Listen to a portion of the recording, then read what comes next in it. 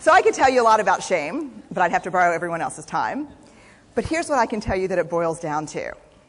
And this may be one of the most important things that I've ever learned in the decade of doing this research.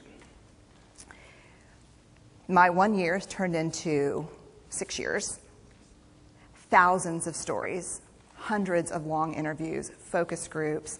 At one point, people were sending me journal pages and sending me their stories, thousands of pieces of data, and 6 years. And I kind of got a handle on it. I kind of understood this is what shame is, this is how it works.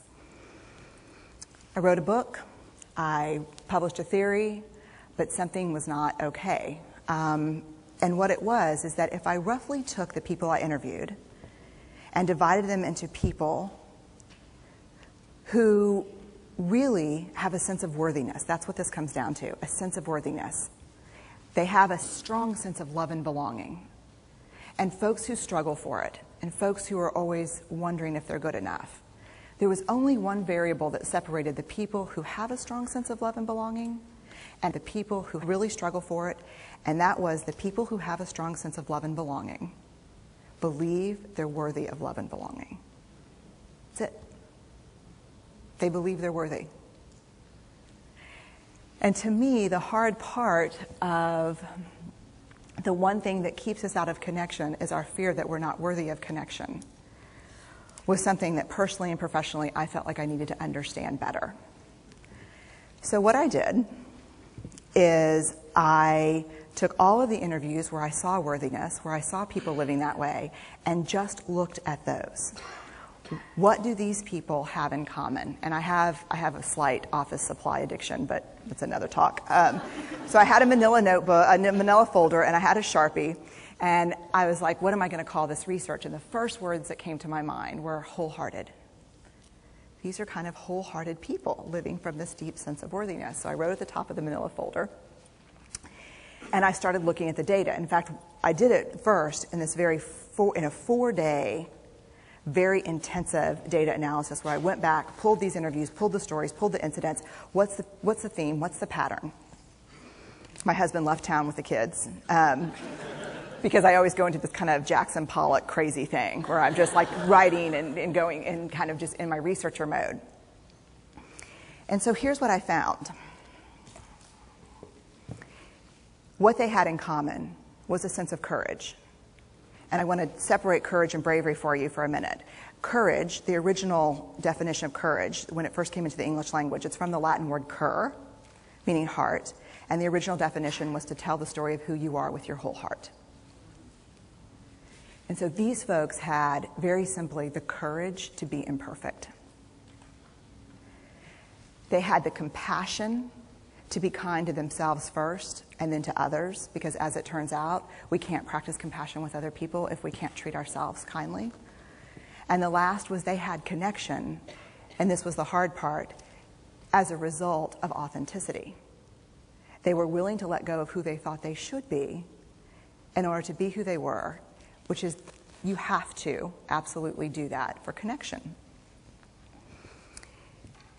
The other thing that they had in common was this. They fully embraced vulnerability. They believed that what made them vulnerable made them beautiful. They didn't talk about vulnerability being comfortable, nor did they really talk about it being excruciating, as I had heard earlier in the shame interviewing. They just talked about it being necessary. They talked about the willingness to say, I love you first.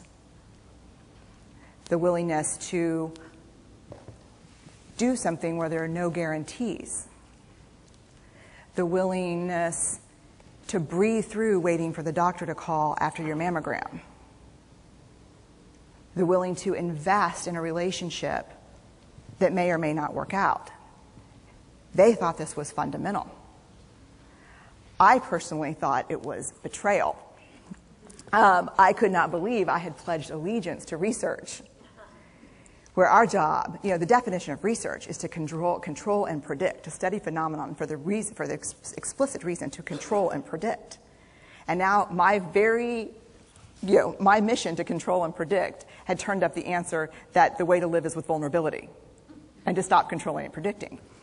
This led to a little breakdown, which actually looked more like this. And it did. It led to I call it a breakdown, my therapist calls it a spiritual awakening. Spiritual awakening sounds better than breakdown, but I assure you it was a breakdown. And I had to put my data away and go find a therapist. Let me tell you something. You know who you are when you call your friends and say, I think I need to see somebody. Do you have any recommendations? Because about 5 of my friends are like, woo, I wouldn't want to be your therapist. And I was like, what does that mean? And they're like, oh, I'm just saying, like, don't bring your measuring stick. It's like, okay. So I found a therapist. My first meeting with her, Diana, I brought in my list of the way the wholehearted live.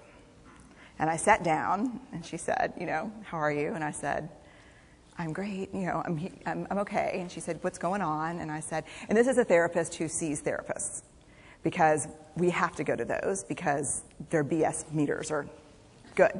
And so I said, here's the thing, I'm struggling.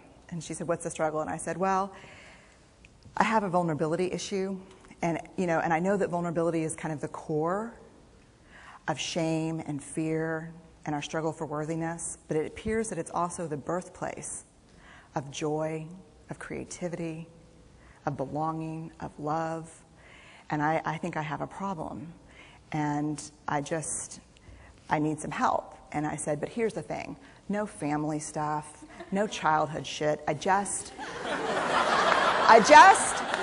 need some strategies.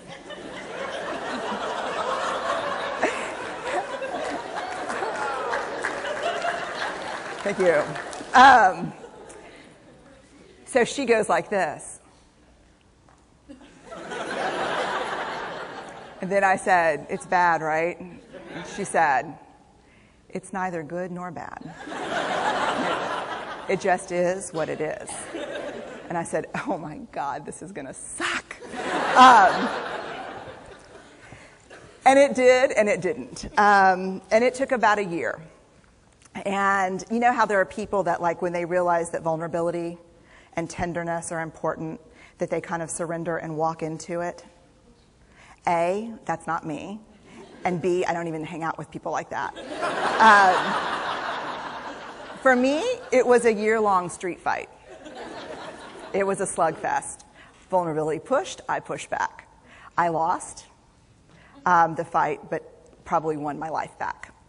And so then I went back into the research and spent the next couple of years really trying to understand what the wholehearted, what the choices they were making, and what are we doing with vulnerability? Why do we struggle with it so much? Am I alone in struggling with vulnerability? No.